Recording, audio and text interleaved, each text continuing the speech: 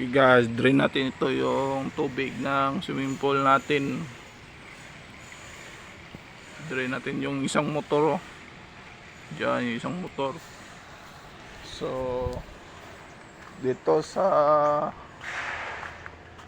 control niya, sa pump control sa kanyang room, may bubuksan tayo doon sa filter para magsabay silang mag-drain dito. Ito guys, so punta natin dito sa waste, sa kanyang out dito. Diyan punta.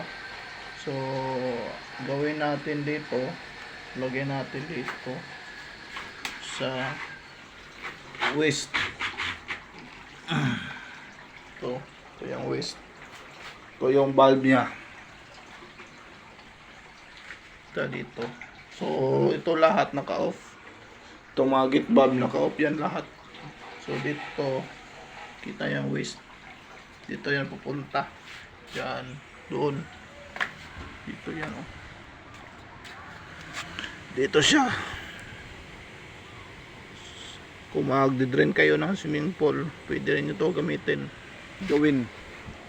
So dalawa ng motor ang ginamit natin. So ito hindi namin pinandar yung motor.